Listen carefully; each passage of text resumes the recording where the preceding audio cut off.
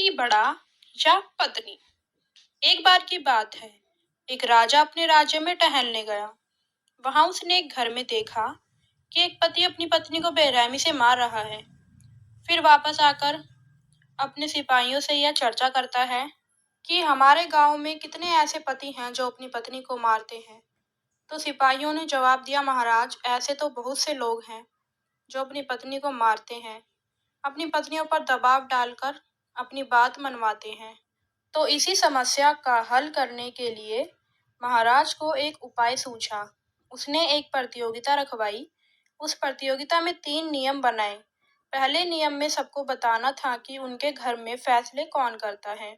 अगर पति पत्नी दोनों मिलकर फैसले लेते हैं तो उस व्यक्ति को एक संतरा उठाना था।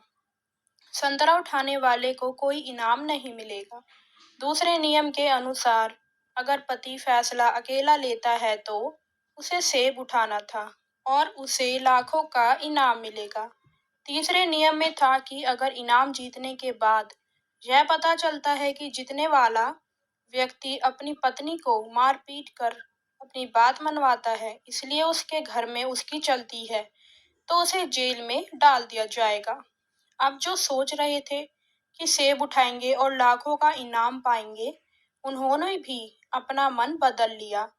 अगर किसी ने शिकायत कर दी कि मैं अपनी पत्नी को मारता हूँ, तो मुझे सारी जिंदगी जेल में बितानी पड़ेगी। कुछ देर बाद प्रतियोगिता शुरू हो जाती है। आधे से ज्यादा प्रतियोगी ने चुपचाप संतरा उठा लिया। अभी एक किसान की बारी आई। फिर किसान बोला, महाराज, मैं अपनी पत्नी से बहुत प्यार करता हूँ, फिर भी मेरे घर में मेरी ही चलती है और फिर वह वो सेब उठा लेता है। फिर राजा कहता है, अस्तबल में जाओ, वहां पर लाखों मूल्य के घोड़े हैं, उनमें से कोई भी ले जाओ। प्रतियोगिता आगे चलती रही। किसान के अलावा तो किसी और ने सेब नहीं उठाया। राजा ऐलान ही करने वाला था, इस प्रतियोगिता में किसान ही विजेता है। तभी किसान वापस आया और बोला, महाराज, मैं काले रंग का घोड़ा ले गया था, लेकिन मेरी पत्नी ने बोला कि काला रंग शुभ नहीं होता, बदलकर सफेद घोड़ा ले आओ। राजा बोला, घोड़ा अस्तबल में छोड़ दो और भाग जाओ। कम से कम बाकी सबको इतना तो पता था कि घर में किसकी चलती है, लेकिन तुम्हें तो आज जाकर पता चला कि तुम्हारे घर में असल में किसकी चलती है। राजमहल में अब बचे थे राजा और उसका सिपाही, सेनापति। लेकिन किसी की हिम्मत नहीं हुई थी कि उनमें से भी पूछ लें कि उनके घर में किसकी चलती है। राजा ने रात्रि भोज के लिए सेनापति को आमंत्रित किया, लेकिन उसे खाने के लिए सेब और संतरा दिया। सेनापति ने सेब उठा लिया और उसके चेहरे पर एक मुस्कान आ गई। राजा ने इसका कारण पूछा तो सेनापति ने बताया राजा को कि महाराज, उठाना तो मैं भी संतरा ही चाहता था, लेकिन मेरी पत्नी ने कहा था कि अगर राजा आपको सेब या संतरा उठाने के लिए कहे तो आप सेब ही उठाना, नहीं तो राजा क्या सोचेंगे। कितना बड़ा सेनापति, इसकी अपने घर में ही नहीं चलती।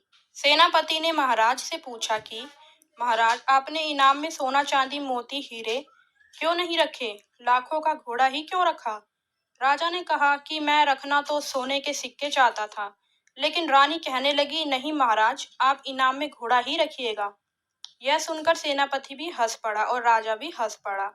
राजा बोला कि अच्छा ही हुआ मैंने रानी की बात मान ली, नहीं तो वह किसान भी आपस में नहीं वापस नहीं आता और हमें भी पता नहीं चलता उसके घर में किसकी चलती है। तो दोस्तों, इस कहानी का सारांश यही है कि जिस घर में पति पत्नी दोनों की सहमति से निर्णय लिए जाते हैं, उस घर में सुख समृद्धि बनी रहती है। इसलिए दोनों को एक दूसरे को बराबर का सम्मान देना चाहिए। दोस्तों, अगर आपको ये कहानी पसंद आई है तो हमारे चैनल को सब्सक्राइब करें और कहानी को लाइक करें। धन्यवाद।